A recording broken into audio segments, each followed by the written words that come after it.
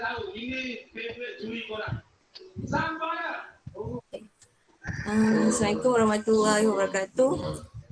Terlebih dahulu saya ingin mengucapkan terima kasih kepada Puan Zaura kerana sudi untuk tumbuhan oleh kami pelajar Universiti Malaysia Kelantan.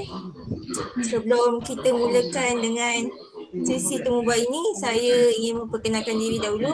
Saya Afrika dan ahli kumpulan saya yang seterusnya. Saya perkenalkan diri. Saya Fatih Najwa. Saya Samiha. Saya Farehan. Saya Wadani. Saya Amira dari Perak. Nama saya Siti Hidayah dari Sabah.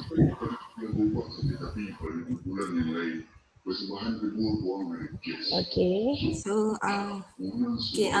kami akan memulakan untuk soalannya. Soalan untuk background of the company ni akan soal oleh Fatin. Okey, Assalamualaikum Puan. Waalaikumsalam. Soalan pertama saya, boleh Puan memperkenalkan diri dan bagaimana Puan boleh memulakan perniagaan bakery? Okey. Assalamualaikum warahmatullahi wabarakatuh. Nama saya Hajar Zaura Haji Ibrahim. Okey, berumur 58 tahun. Okey, seorang guru muet di sekolah NZK Datuk Bendahara, ya. Masa saya mengajar di sekolah Datuk Bendahara mengajar muet, saya terfikir untuk masa depan saya, untuk waktu saya pencen nanti, saya nak buat bisnes apa. Sebab saya ni seorang yang minat memasak dan baking semua. Okay. So saya banyak try and error, apa-apa resepi pun dalam majalah ke, dalam online ke, dan anak saya sebagai eksperimen lah, test untuk merasa. Right. So kerana minat yang sangat mendalam ni, saya rasa saya mesti start pada tahun 2013. Saya start nak cari kedai. Okay. Sebagai saya punya future plan lah. Okay. So saya plan beli kedai 2 tingkat. Alright. So di situlah saya mula, sebab saya ni government servant. So saya tak boleh beli kedai yang shop office. Saya boleh beli loan shop houses. Tapi oleh kerana masa tu ada shop office saja, so saya buat bank loan dan saya beli kedai 2 tingkat tu di Jasin Bistari, ya. Jasin Melaka. Right. So start daripada tu, after masa tu kedai belum naik lagi. Masih kelapa sawit lagi, padang kelapa sawit. So bila saya bila after 3 years kedai saya siap dan saya belum buat apa-apa, belum buat renovation, dan saya dengar daripada seorang guru yang dia berhenti kerja pada umur 40. Dia pun macam saya beli kedai, tapi dia kata masa tu masa yang dia jumpa saya tu dia dah umur 55. So dia kata kalau saya mula lepas pencen, mungkin saya tak mampu untuk kendalikan kedai bakery. So dia kata sebaiknya either you nak berhenti teruskan ataupun you sewakan. So saya pun macam-macam fikir, takkan kita nak berhenti kerja kan, dengan anak saya yang 5 orang ni. So di sekolah saya masa tu orang yang hantar roti ke koperasi pun dia tak dapat, dia dah pindah ke KL. So saya buat roti pizza, mula-mula saya buat roti pizza dengan anak saya yang sulung. Masa tu dia baru habis belajar, dia pun ambil TESOL, ya. Tapi dia tak minat nak sambung pergi bakery. Sebab dia dapat bisnes, dia tak nak pergi, dia nak sambung TESOL tapi dia tak dapat. So for the part time kita buatlah roti di rumah bersama-sama. So bila hantar ke sekolah tak cukup. Tak cukup, so dia tambah lagi. So saya ingat saya perlukan oven yang besar. So saya pergi ke pejabat kerajaan, pertanian, ke RISDA, mana-manalah ke apa, ya saya tanya ada tak peluang untuk siswaza menganggur buat bisnes untuk dapat pinjaman lah. Okey, dia kata ada. Tapi dia nak datang tengok lah.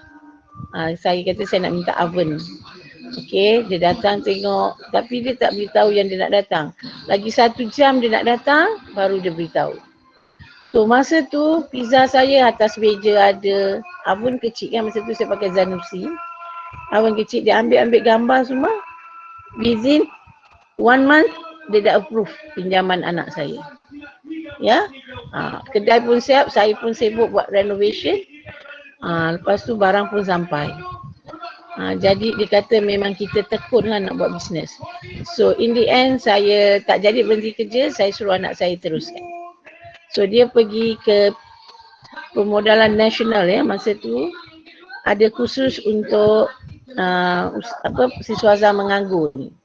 Ya, dia bayar, dia boleh pergi buat berkhusus di kedai-kedai bakery atau kedai-kedai mana lah, apa bidang yang you nak. Lepas tu Permodalan Nasional Berhad ni, PUNB ni, dia bayar allowance pada anak saya 800 sebulan. Dan berkhusus dengan orang tu, maknanya owner tu tak bayar apa-apa lah, kita dapat knowledge dia je. Okay, so dari situlah dia belajar buat kek, pelbagai jenis kek. Tapi budak-budak praktikal ni macam ni, dia tak kira masa. Dari pagi, kalau bos dia suruh buat sampai kerja petang pun dia tak boleh kira 8 hours. Okay, ada sekali bos dia nak buat kelas dekat Terengganu, masa dia punya kedai ni dekat PJ Terengganu, dia kena buat 12 cookies within 1 week. Dia kena ajar. So student lain tak ada masa. Saya cakap dengan anak saya, you grab this opportunity, sebab kita apa yang orang nak bagi kita terima. So dia ikut bos dia tu pergi ke Terengganu. Okay, ajar buat dia hanya pembantu lah, sebab bos dia yang ajar. Alright, so kadang pukul 4 pagi kena bangun buat goodies untuk orang nak kahwin ke apa kan. So saya cakap dengan anak saya, jangan mengeluh. Apa pun you have to get the knowledge. Bukan senang nak dapat ni. So in the end dia ajar anak saya buat cake fondant. Ya, cake fondant tu mahal ya. Dan barang-barang dia pun mahal. So bila knowledge dia tinggi, so dia boleh run the bakery. So at times lah dia pergi courses. Kadang courses yang berbayar 2 hari, 3 hari.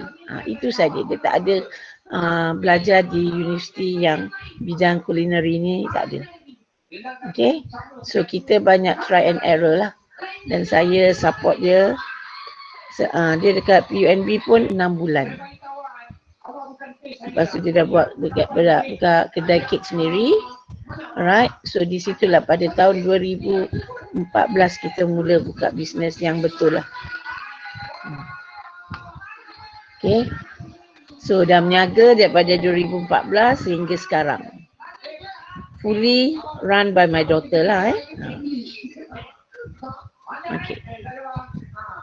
Perniagaan yang, apakah jenis perniagaan industri yang kami jalankan? Ialah kami buat pelbagai jenis kek. Okay, kita buat apa-apa je lah yang viral, dia akan buat. Alright, lepas tu roti, pelbagai jenis roti. Dan kita pun masuklah Food Panda pasal COVID ni kan. Bisnes orang tak berapa masuk kedai. So dia buat Food Panda. Dia buat online bisnes tu macam ayam Korea. Dia buat apa orang nak lah. Nasi Arab. Kadang sampai 500 pack. Ada yang untuk orang kahwin pun ada. So macam-macam lah. Apa kek yang you nak, yang viral pun dia boleh buat. Okay. Sasaran pasaran saya dia tengok pada market lah. Walaupun benda tu dia tak pernah buat, tapi dia akan try to fulfill dia punya dia punya customer. So kita di sini, kita walaupun kedai anak saya ialah bakery kan dengan dairy, so kita tak boleh fix to only itu sajalah. Kita kena pergi pelbagai. Sebab kadang customer dia nak pergi one center je. So dia pergi kedai tu semua ada. Macam ada surprise delivery, macam ada birthday, surprise, apa-apalah, apa-apa event. Birthday dekat rumah ke, dekat luar ke. Dan kedai anak saya tu 2 tingkat.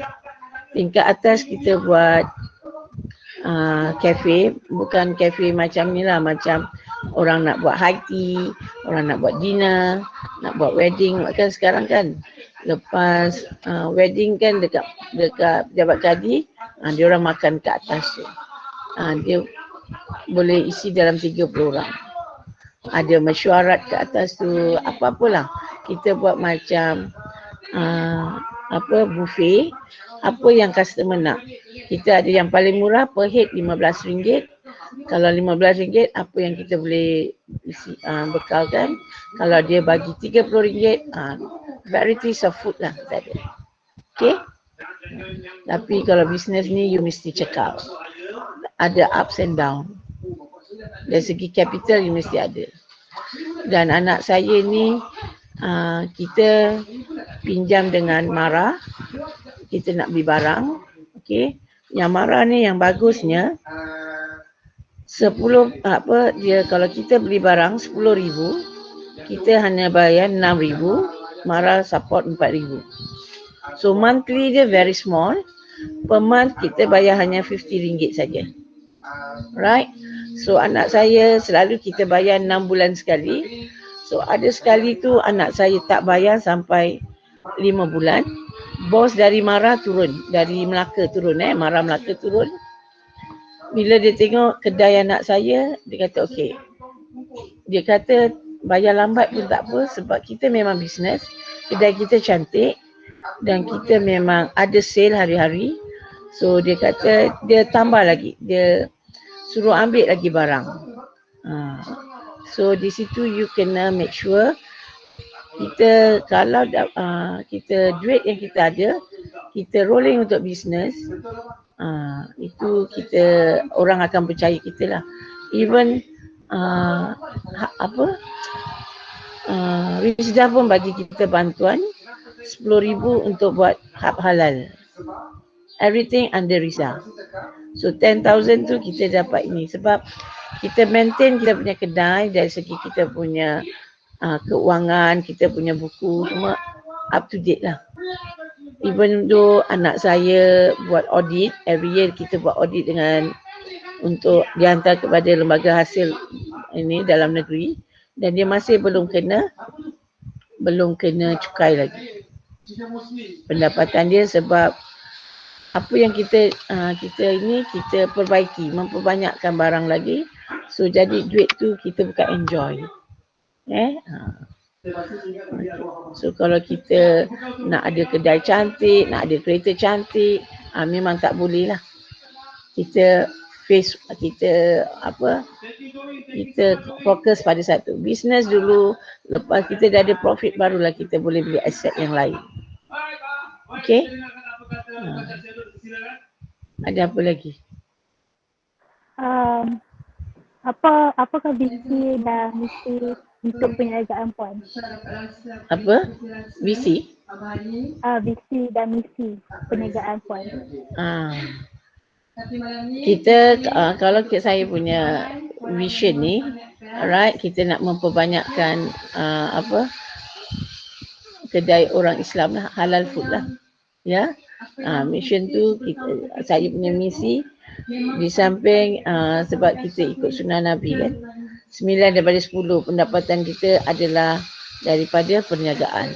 So di samping berniaga, kita tak lupa juga dengan orang yang memerlukan lah. Ya. So kita bukan untuk kita, apa yang untuk kita ada untuk orang yang susah juga. So kita work together. Kadang kita pun ambil budak praktikal, ya, datang ke kedai kita ambil dia sebagai berkursus. Dan untuk sekolah pun ada, macam sekolah yang ada latihan industri kan, untuk sekolah menengah ni ada. So kita ambil student dia, kita ajar selama 5 bulan. Dan kita pun ada ambil budak-budak OKU, ya, yang so kita to all target lah, sebab kita bukan saja mencari keuntungan, kita buat amal jariah juga. Okay, so win-win situation. Dunia kita nak, akhirat pun kita nak. Alright. Yang pentingnya makanan yang kita bekalkan adalah yang bersih lah. Kita bukan mencari keuntungan semata-mata. Okay. Anything else?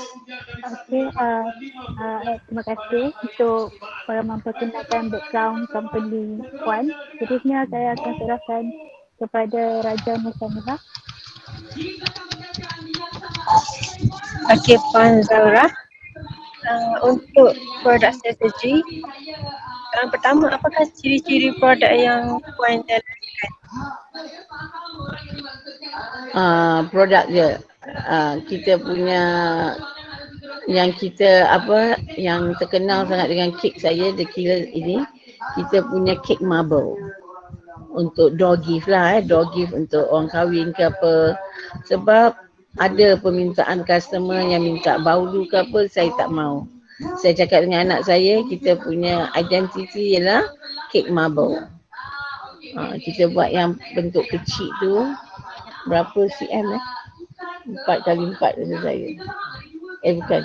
8 cm kali 8. So kita print dia punya box, masukkan. Tu kita actually sebelum pandemik ni kita buat roti dengan kek. More to roti kita hantar ke sekolah-sekolah. Tapi pasal pandemik kita change. Dan apa yang anak saya buat, kita cari customer taman ke taman. That means kita ada orang yang taman tu, dia buka order. Okay, dia buka order. So dari situ kita boleh fulfill lah. Hari ni kita ambil taman ni, dia nak roti apa. So dia ada roti Texas, dia ada pepperoni, macam-macam lah. Saya pun tak tahu nama-nama baru ni kan. Saya makannya. Okay. Okey, bagi soalan kedua, apakah keunikan produk Puan berbanding produk pesaing? Tak dengar. Saya tak dengar, tak clear soalan awak. Apakah keunikan produk Puan berbanding produk pesaing? Produk saya, kita ni produk dengan orang lain ni. Kita ni yang pentingnya kita tak ada pengawet. Kita tak ada pengawet. Kita keluarkan fresh things lah. Ya. Lagi satu, anak saya roti pun macam roti sandwich tu kita buat sendiri, loaf tu. Okay, kita buat daripada loaf tu kita boleh buat roti kitab, roti kacang pul. Cuma memang roti kita tak beli kat kedai. Roti kita kalau loaf tu kita buat sendiri, macam roti Perancis kan. Orang nak makan dengan sup tulang ke, sup ekor ke, pun kita buat roti kita sendiri. So even kedai, kafe pun order roti dengan kita, garlic bread kan, untuk dia buat jual kat kedai dia dengan dia punya others food lah. Kita tak ambil roti ni, kita buat sendiri. Kita branded kita punya thing sendiri. Dan apa yang kita buat, kita tak ikut orang lah, kita tak tiru produk orang. Kita ada kita punya identiti lah ya. Okay. Okey. Bagi soalan last, bagi Mengapa mereka bentuk produk yang dijual penting dan apakah yang Tak, mempengaruhi? terputus-putus sayang. You tulis boleh tak dengar. Terputus-putus. Sekali lagi boleh? Boleh. Mengapa mereka bentuk produk? Mengapa? Tak clear, tak clear. Tak apa, saya tolong bacakan soalan untuk dia. Mengapa reka bentuk produk yang dijual sangat penting dan apakah yang mempengaruhinya? Okey. Kita ni produk kita penting sebab kita nak attract. Selalunya kita nak attract kita punya customer. Okey. Dan kita pun tak bolehlah nak tiru 100%. Sebab nanti plagiat dia nak. Copyright orang. Takut kita kena saman. So kita buat ikut cita rasa kita. Kalau kita rasa sedap, barulah kita jual. Macam mana kita nak sedap bersihnya tu, kita mestilah customer kita pun nak macam tu. So bentuk ni kita untuk attract orang lah. Kalau orang buat macam ni, orang kedai ni buat macam ni, kita punya identity kita. So kita boleh tiru tapi kita be more creative, kita add something. Alright, kalau di situ kita tak di-charge plagiat lah. Kadang orang dia ada copyright dia sendiri tau. Dia endorsekan benda tu, jadi kita kalau tiru dia boleh saman kita. So to be fair, kita do something that is not against the law. Okay. Dan saya pula tak sukalah makanan-makanan ni dinamakan macam macam ada yang kat Melaka tau. Air macam adalah macam kataan macam ada nama-nama hantu kat belakang tu, saya tak suka. Dari segi makanan kita ikut standard lah. So supaya customer kita puas hati, kita puas hati. Dan saya selalu terbuka fikiran, okey, minda. Sekiranya ada komplain, dia datang sendiri, hantar kat kita, kita boleh replace.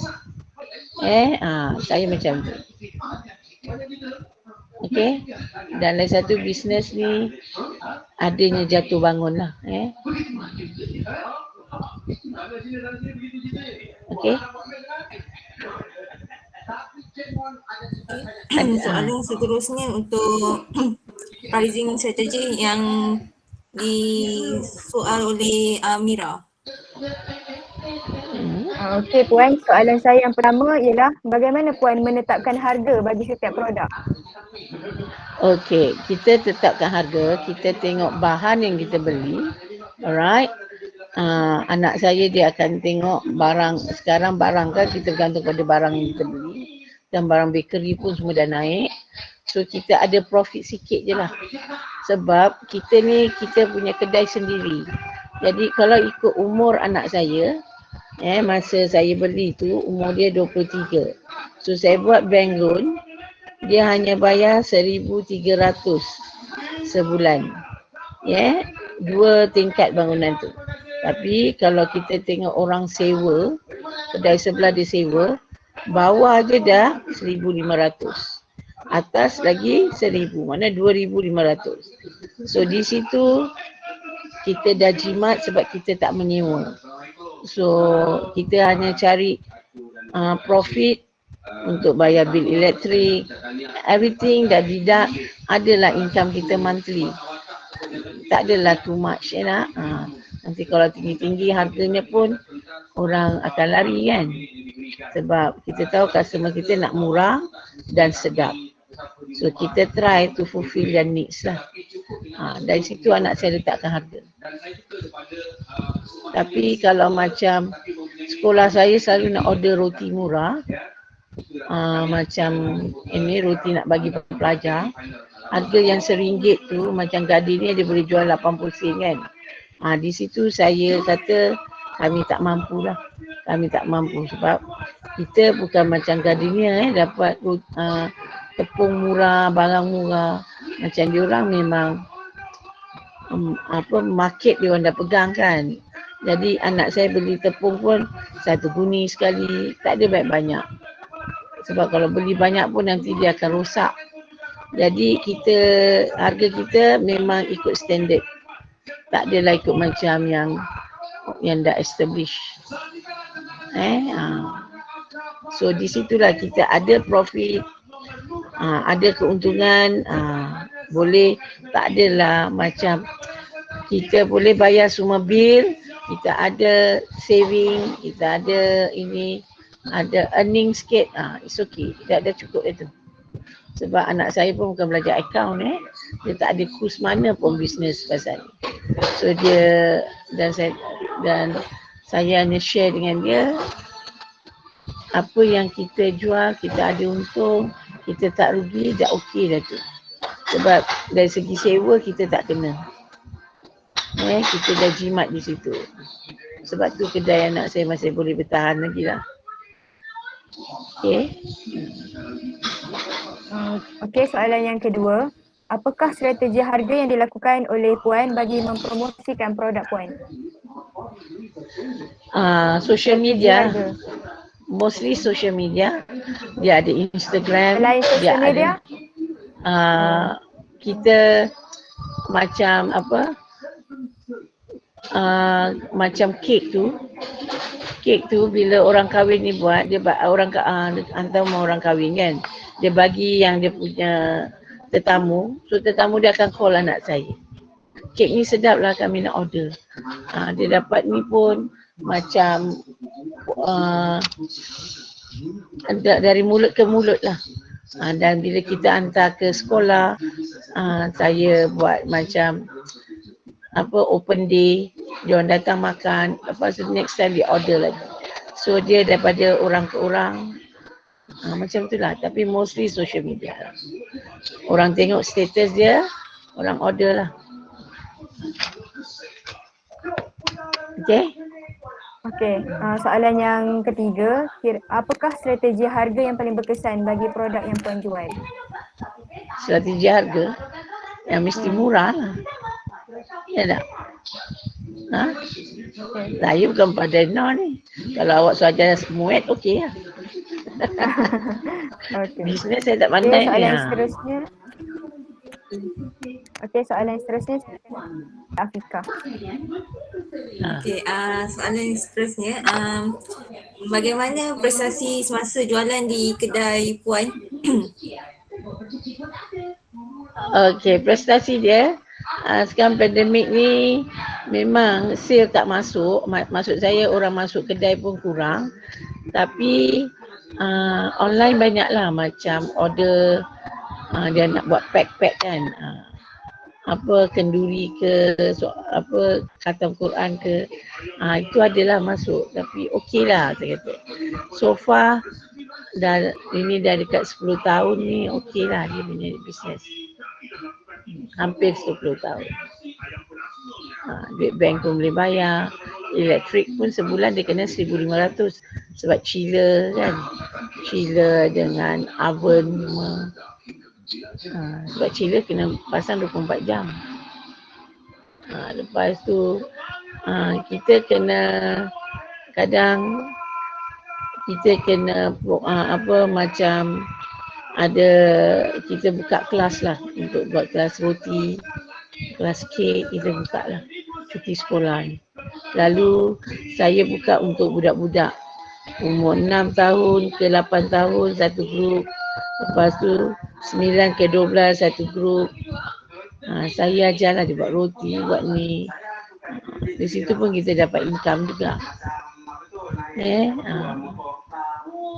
Okey lah, so far okey lah. Alright. Okey. Adakah target dan hasil pemasaran Puan tercapai? Target pemasaran sebab kita ni dekat Jasin kan. Jualan kita okey-okey je lah. Kalau kita pergi ke KL, anak saya selalu kita jalan, kita akan survey kedai-kedai tau. So kita tengok dia punya susunan kedai, dia punya barang, memang jauh beza, harga dia sangat mahal. Tapi diorang banyak customer sana. Di sini Jasin ni tak ramai, bukan hari-hari orang nak makan kek, bukan roti kan. So kita kena mempelbagaikan makanan kita lah. Macam anak saya tu dulu dia tak pandai tak pandai lah nak buat nasi Arab, dia dah belajar. Nasi ayam apa je orang minta. Lagi satu kita ada buat surprise kan, macam orang India ni dia memang suka makan kek. Tapi kek dia tak nak besar-besar, dia nak kecil-kecil. Lah apa yang dia nak. Dia nak kartun dia nak apa ke buat lagi. Ada yang order vegetarian ke, kek fondant ke, semua ikut harga barang. Bukan main letak harga. Dan sekarang pun hab halal pun pantau kita orang kan. Sebab kita dapat dia punya ni lah. Hab halal punya ni. Punya tajaan. Okey, Mara pun jadikan kedai anak saya kepada KPI dia, Mara Melaka. So dia akan datang beri bimbingan nasihat.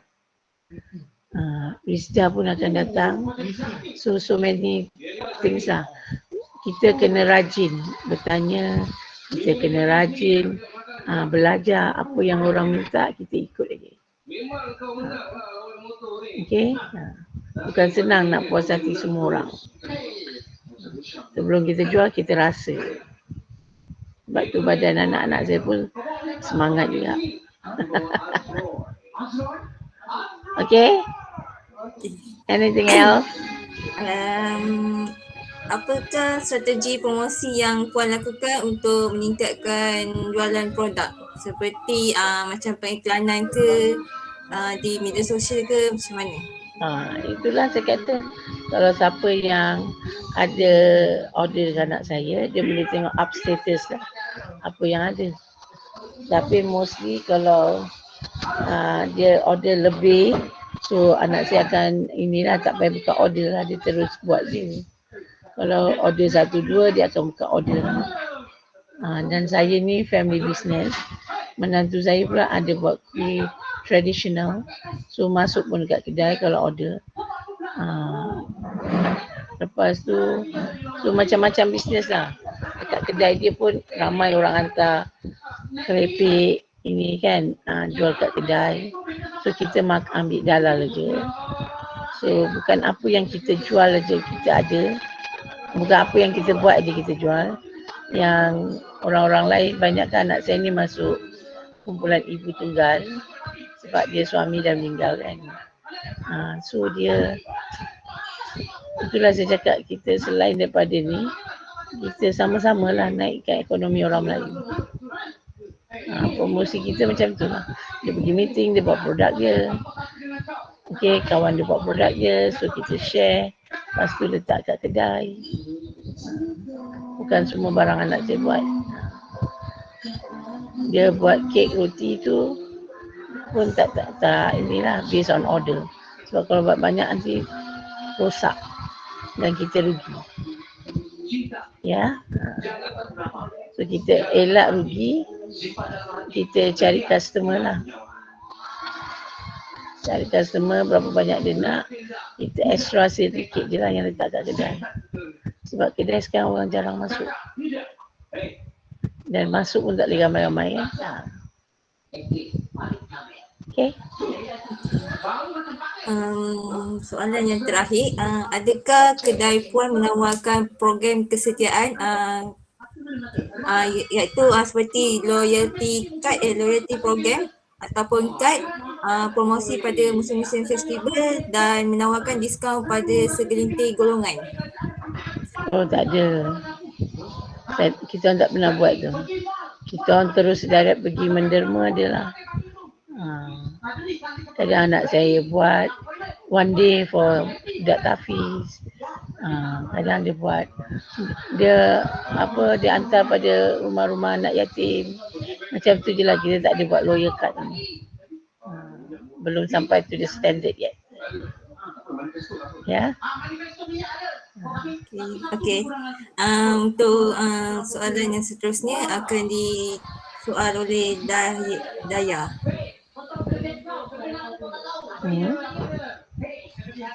Okey, terima kasih.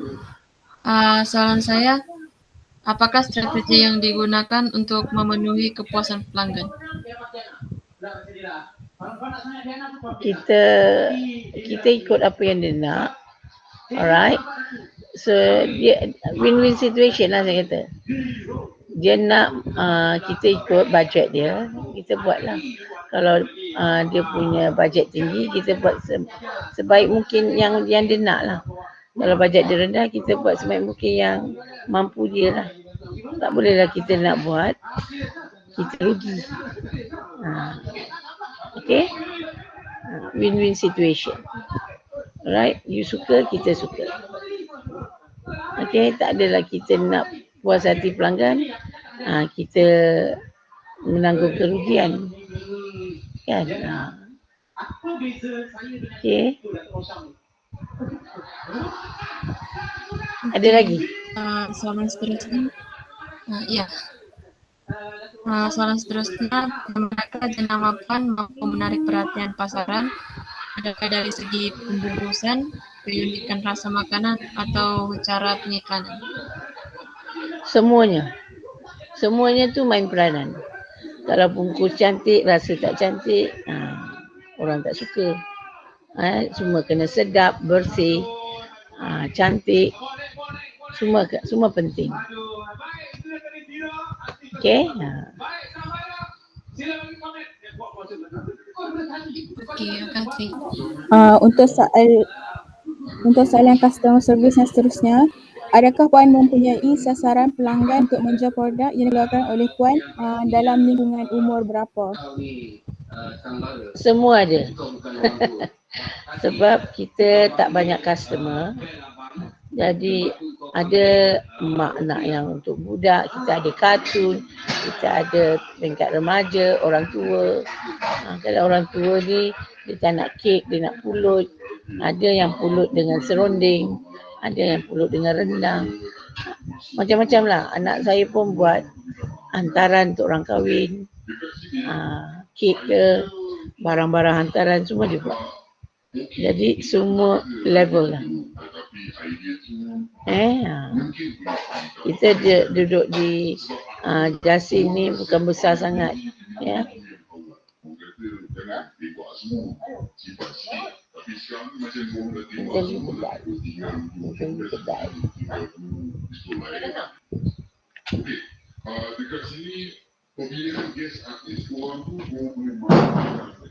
Ada lagi? Okey, soalan seterusnya. Bagaimanakah puan memastikan produk puan dapat menepati citarasa pelanggan? Tak dengar. Minta maaf. Bagaimanakah puan memastikan produk puan dapat menepati citarasa pelanggan? Okey. Selalu dari feedback yang dia orang masukkan lah. Daripada WhatsApp ke, dia direct to my daughter atau dia masukkan dalam Facebook. Okey. Selalu daripada dia orang lah. Kalau dia tak suka, dia cakap tak suka. Kalau tak, dia promote lagi kalau dia suka. Tapi mostly positif lah. Ya.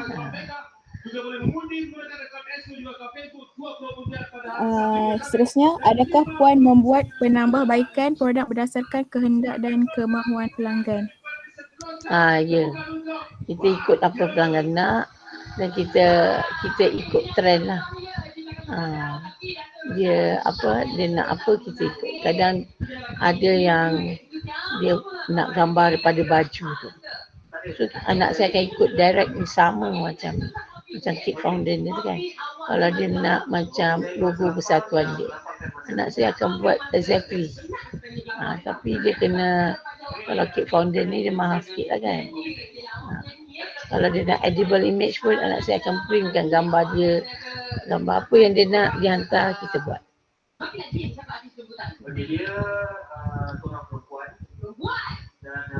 Okay. Okey, seterusnya soalan untuk location Wazani. Okey Puan, saya nak lokasi perniagaan Puan di Jasim Melaka kan? Jasin Okey. Bistari. Jasim Jasin Bistari. Bistari, ya. Okey, untuk lokasi ni juga memainkan peranan dalam sebuah perniagaan. Ya. So apakah strategi Puan dalam memilih kawasan di Jasim tu untuk perniagaan Puan? Sebab masa saya beli kedai tu, saya tengoklah plan kedai tu. Dia ada, saya ambil di depan masjid, kawasan pembinaan masjid. Okay, sebab saya rasa kalau di masjid, lepas orang nikah ataupun orang nak nikah, dia akan beli kek, dia akan buat hantaran. So senanglah dari segi transportation nak pergi masjid tu depan kedai anak saya je. Okay, di situ Taman Bistari tu dijangka akan buat pusat pengajian. Ya. Tapi sekarang sedang membangun lagi lah. Baru fasa 2 siap situ. Okay. So it takes time. Untuk nak bangunkan bandar di Jasim Bistari ni bukan senang lah ya. Kalau di KL orang cepat beli rumah. Jasim ni ada slow sikit lah.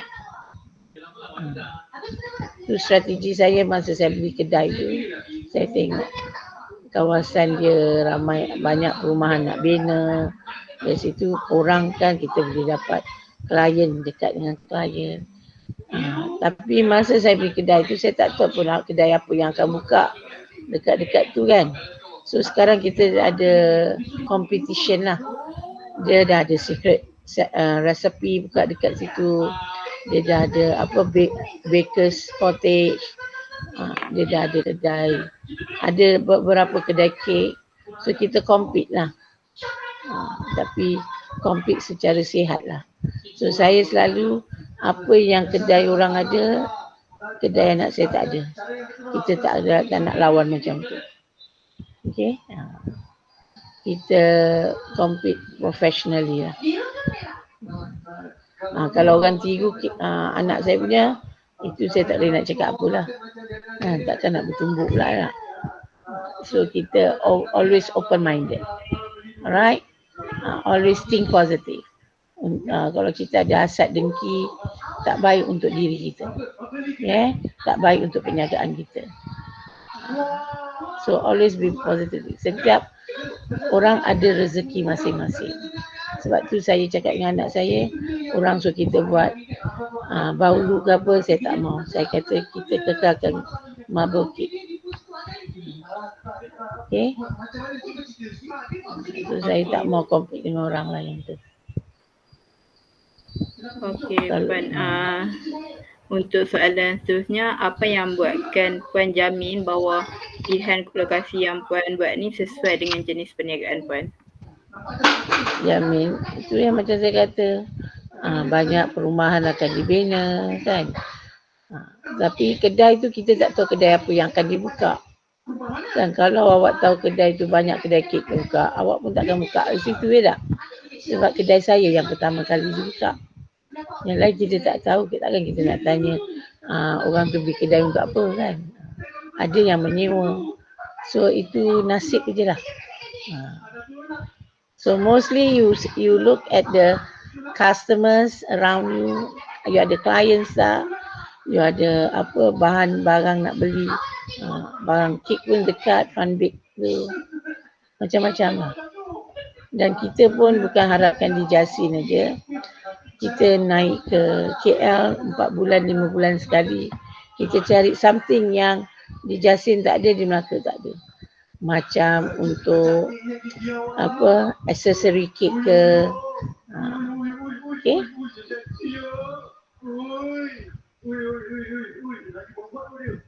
Okay, anything. Okay, Puan, saya nak tanya. Puan kata tadi Puan tak suka kalau nak namakan produk tu macam nama yang pelik-pelik macam seperti yang sekarang ni ada yang monster cookies, ada yang zombie cookies. Kenapa Tu Puan? saya tak suka. Saya tak suka. Sebab apa makanan kan? Makanan you nak namakan benda-benda macam tu macam tak reda je saya nak makan. Sebab I'm a open minded, I'm a positive thinker. Saya tak minat benda tu macam apa air hawau lah kan apa kan. Tu I don't like that. It's not my type. So I cakap dengan anak I jangan nama-nama pelik ni. Okay. Saya pun tak rela nak beli. Kalau orang jual pun saya tak rela. Kalau budak-budak muda ni dia nak narik perhatian orang. Itu mindset kita berbeza. Okay. Kenapa tak kita makan benda baik-baik lah. Benda tu baik tapi kau nama yang tak teruk. Sebab saya ni mungkin saya cikgu kot. Saya jadi disiplin daripada ni. Mencarut tu semua saya tak suka. I never scolded my student with bad words. Okay. Okay, itu saya punya ni dan saya didik anak saya pun tak payahlah nama apa macam-macam kan. Banyak nama lagi. Macam namakan anak-anak, kita cari nama-nama dalam kitab, dalam Al-Quran kan. Buat apa nak nama teruk, makna dia teruk nanti perangai dia pun teruk. Kan kita makan kuih tu pun teruk perangai saya. Kan. Sebab orang Melaka ni dia memang terkenal dengan bahasa kasar dia. Tapi saya bukan pure Melaka dan saya tak boleh terima masa mula datang Melaka. Kita baru sampai dia dah maki hama. Tu lah. Saya sedih, saya terus pergi balik. I don't like that. Betul saya. Okay. Kalau you nak maki sial babi tu memang tak ada dalam kamus hidup anak-anak saya. Itulah sebab tu saya tak terima. Saya tak sukalah nama macam tu kan. Nasi lemak saka lah. Menakutkan nak. Afrika mesti tahu kan. Lemak saka orang suka beli. Saya tak suka. Walau sedap macam mana pun saya tak teringin nak kan. Bukan nama saka tu buang. Okay. Nak rasa, kalau nak rasa, pergi rasa. Di Selanda kan. Soalan yang terakhir, apa nasihat Puan kepada golongan siswaza yang ingin menceburi bidang keusahawanan atau perniagaan? Saya memang sangat menggalakkan, okey, semua tak kira lah siswaza ke bukan ke, masing-masing ada rezeki masing-masing, dia ada talent tersendiri. Apa pun bidang perniagaan mesti ada cabaran. Alright? You kena sentiasa muhasabah diri. Kalau orang cakap you punya tak elok ke apa ke, you jangan terus melenting. Control your your behavior kan. Kita buka, kita fikir balik. Kadang ada betulnya. So kita admit lah. Kita baik boleh. Yang pentingnya jangan sekali give up. Okay. Jadikan solat tu sebagai pendirian hidup lah. Bila kita bersolat, kita serah diri pada Allah, insya-Allah ada. Sebab kita akan sentiasa diuji. Nak buka kedai ni, saya tengok orang Cina buka kedai senang aja, tak ada masalah. Tapi orang Melayu buka kedai macam-macam masalah. Bukan buka banyak pun, satu kedai pun macam-macam dugaan dia. So kita kena terima adat resam hidup. So kita baiki, kita jangan jadikan orang marah kita. Okay. So selalu kena muhasabah diri. And kena selalu tawakal lah. Okay. Tak ada kamus give up dalam hidup. Okay. Macam mana down pun, kita masih ada peluang improve ourselves. Okay. So baguslah kalau nak berniaga. Sebab kalau kita tengok ekonomi Melayu ni masih jauh lagi ketinggalan, ya. Masih banyak lagi peluang yang ada. Kerajaan kita pun sentiasa membantu. Tapi kita, bila kita nak bantuan orang, kita mesti tunjuk kita punya talent. Kita punya so orang boleh confident dengan kita. Kan? Ini dapat pinjaman terus beli kereta, masalah tu. Kan? Okay. Dah. Okay. Terima kasih kepada Puan Zahra untuk soalan-soalan untuk jawapan yang diberi. Sekejap.